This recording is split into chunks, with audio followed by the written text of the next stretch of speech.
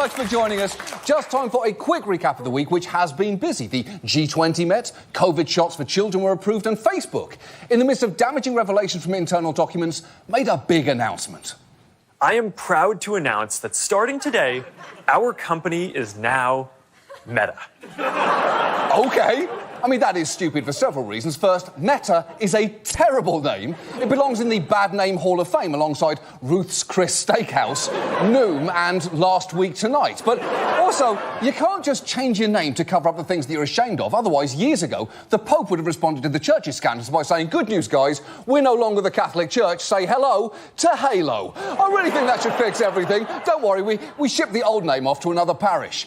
But we're going to focus on Congress tonight, which spent this week focused on two things. First, celebrating Halloween, with Mitt Romney dressing up as Ted Lasso, quoting Friday Night Lights for no clear reason, and even sharing biscuits with Kyrsten Sinema in a move that felt very homeroom teachers dressed as the most popular kids in school. You think you're in on it, but you're very much not.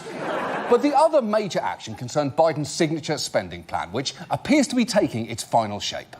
The president outlining a $1.75 trillion plan to provide free universal pre-K for kids and extend the child tax credit for families. It would also include money for child care and elder care and expand Medicare to cover hearing.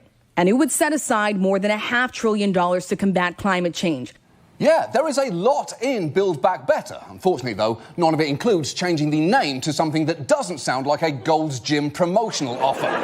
But while what is currently in there is great, it is hard not to be infuriated by just how much has been cut out. Paid family leave, free community college, and lower prescription drug costs for seniors have all been dropped in negotiations. So some of Biden's cornerstone promises have now gone, and basically just like that. Oh, shit. God damn it. Sorry, George. I'm so sorry. I did it again. I'm sorry.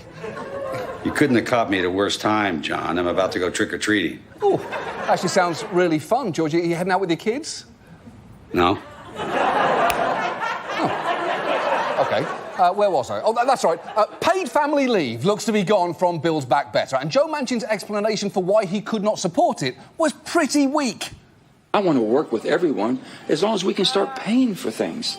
That's all. I can't put this burden on my grandchildren. I've got 10 grandchildren, and I just can't do it.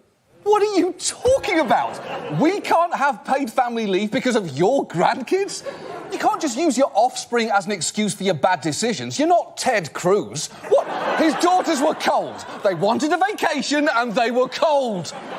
And if cost was the issue here, it does not help that a proposed way to raise revenue, a billionaire's tax, was also scrapped in the final negotiating push following complaints from, among others, Elon Musk, who tweeted, eventually they run out of other people's money and then they come for you, which is actually a paraphrase of a famous Margaret Thatcher quote about socialism. And I only hope that his next Thatcherism includes my personal favourite of hers, I am dead and have gone to hell.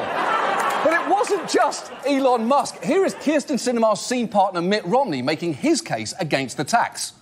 Well, first of all, it's not a good idea to tell billionaires, don't come to America, don't start your business here. But number two, you're going to tax people not when they sell something, but just when they own it and the value goes up.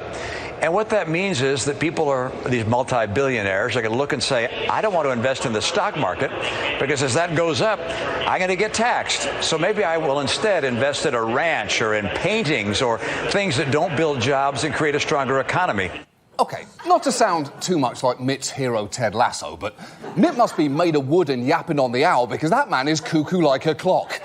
Is he Dora the Explorer on an acid trip because he just can't stop licking boots? And at the risk of stating the obvious here, billionaires already buy ranches and paintings and dinosaur bones they have no use for. Why? Because they have too much fucking money. There literally aren't enough things on this planet for them to buy. That is why they're all racing to space. Whoever lands on Mars first gets it. And it does seem many politicians would rather prioritise the hypothetical threat to a billionaire's bank account above all else, because that's basically how our world works now. Politicians tweet about cosplaying as TV's nicest guy while opposing programmes that could fundamentally change people's lives. And the scariest trick this Halloween might be that some people keep fucking falling for it.